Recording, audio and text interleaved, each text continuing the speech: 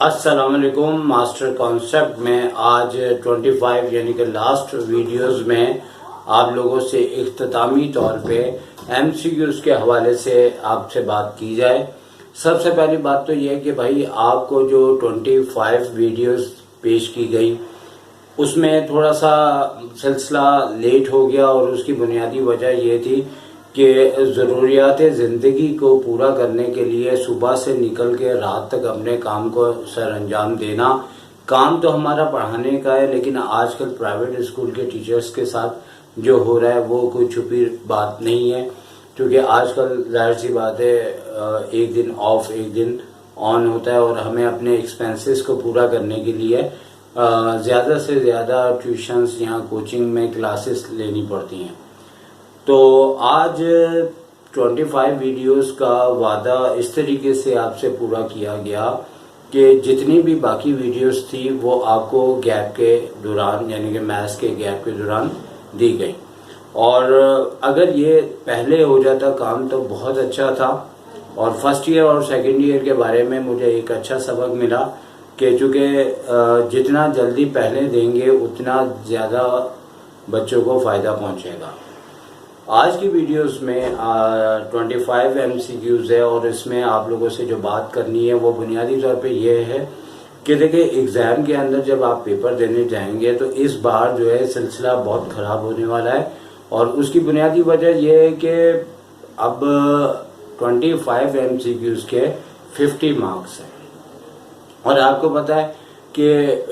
MCQs के अंदर सिर्फ हमें ऑप्शन ही लिखना होता है। तो बहुत से ऐसे स्टूडेंट जो बिल्कुल ही क्लास में वीक है वो भी इस दफ़ा हो सकता है कि जो फर्स्ट आने वाले बच्चे हैं उनके करीब पहुंच जाए।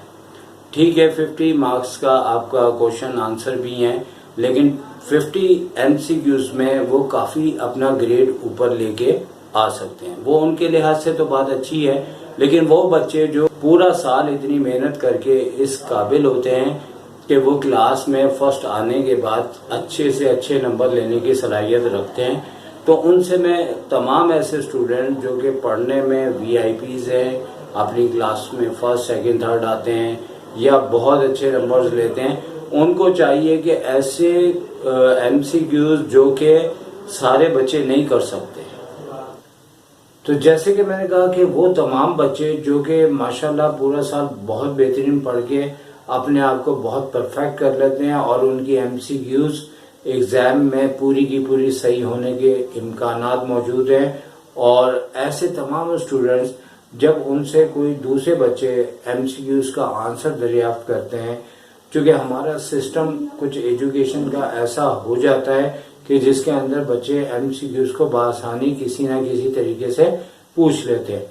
और जब पूछते हैं तो जाहिर सी बात है कि वो बच्चा जिसने अपनी अकल से किया है वो तो उसका हक बनता है, और वो बच्चा जिसने अपनी अकल से नहीं किया उसका हक नहीं बनता। और अगर वो गलत तरीके से करता है तो यकीनन उसके नंबर भी आप जितने आ जाएंगे, तो आप किसी को भी अच्छे तमाम स्टूडेंट जो पढ़ने वाले हैं वो अपने वो वाले एमसीक्यूज जो आपको मालूम है कि यार ये हर बच्चा नहीं कर सकता, वो आप नहीं बताएं। गलत बताना भी गलत है, फिर मैं बता रहा हूँ गलत भी बताना गलत है। आप खामोश रहें, बोले आपको नहीं आता। लेकिन तमाम ऐसे बच्चे जो खुद पूरा पेपर करते हैं, एमसीक्यूज में करते हैं, तो आप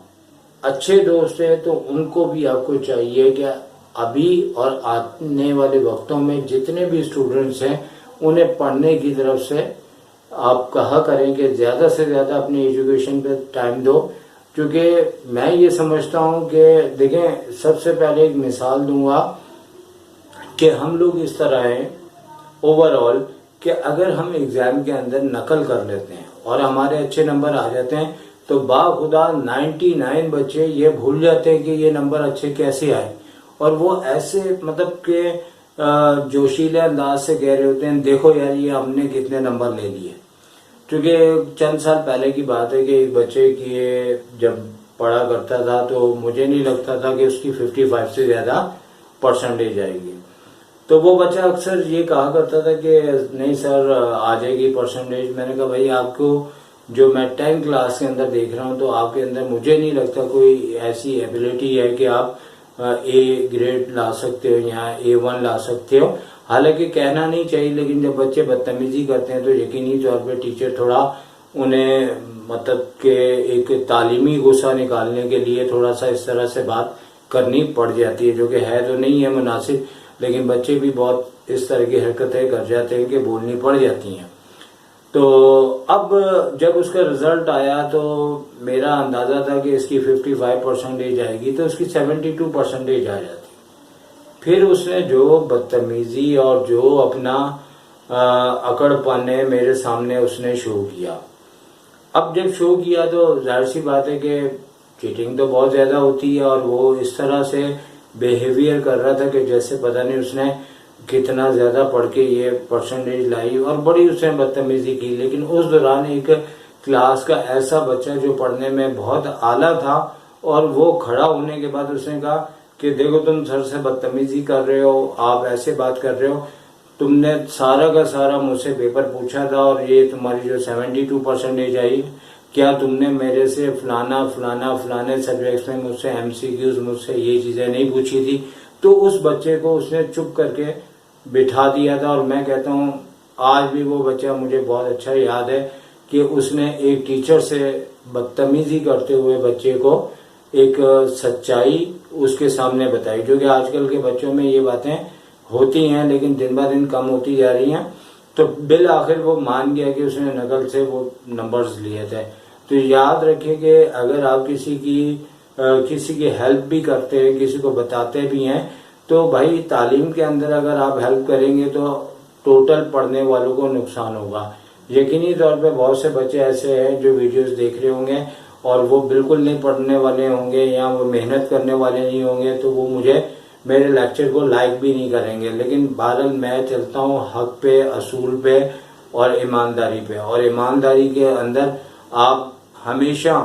जब अच्छे अच्छे MCQs आते हैं तो आप वो MCQs किसी से शेयर नहीं करें, आप अपने तक रखें। हाँ, नॉर्मल MCQs हैं, अगर किसी की बहुत ही हालत खराब है और पता है कि भाई इसका आंसर तो सब दे देते हैं, तो वो दिए जा सकते हैं। और फिर एक बात और भी होती है, जैसे कि इससे पहले वाली वीडियोस में मैंने ये लेक्चर दिया था कि कभी कभार कोई बच्चा कोई आंसर गलत बता देता है, और पूरी क्लास अगर गलत बताती है तो यकीनी तौर पे जो है वो उसके लिए मसला बन सकता है। क्योंकि जाहिर सी बात है कि सही आंसर तो पूरी क्लास दे सकती है। अब जैसे 3 का स्क्वायर 9 होता है, अगर वो 6 लिखता है तो टीचर को पता लग जाता है कि क्लास के अंदर नकल हुई है।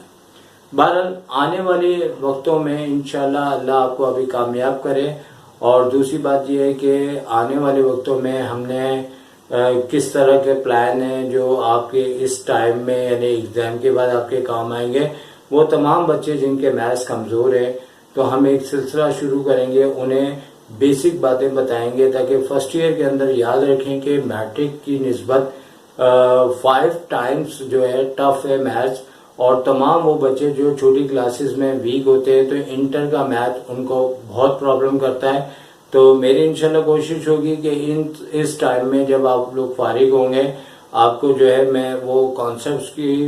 वीडियोस तो मेरी बनी हुई है, लेकिन आपके मैथ्स के अंदर जो बेहतर हो सकता है उसकी 10 वीडियोस आपकी खिदमत में बना के पेश करूंगा, जिससे आप डेली देखें, प्रैक्टिस करें, और इंशाल्लाह आपका मैथ इस तरह का हो जाएगा कि एक अच्छे बच्चे में और आपकी कमजोरी के बावजूद आप उसका मुकाबला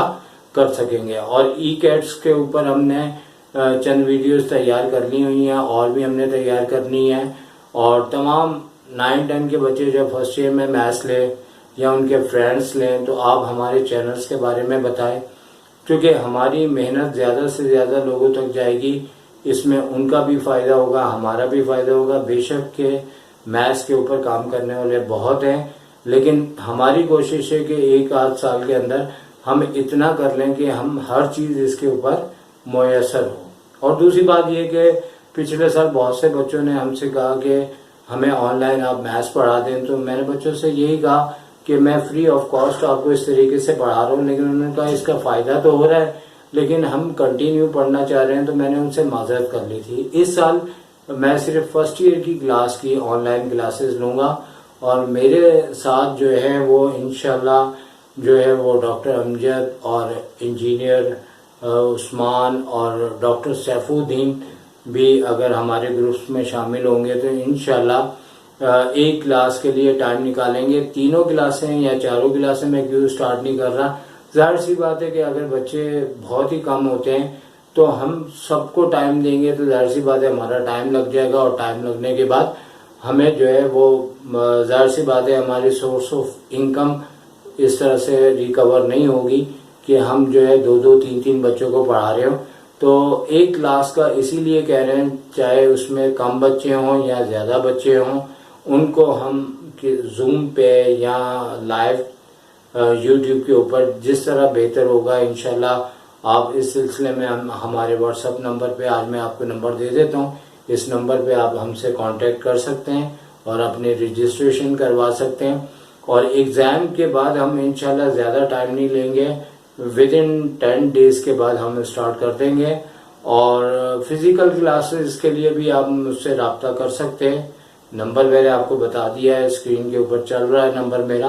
तो इस उम्मीद के साथ कि अल्लाह आपको कामयाब करे और सर शाहिद को इजाजत दीजिए। टेक केयर, अल्लाह हाफिज।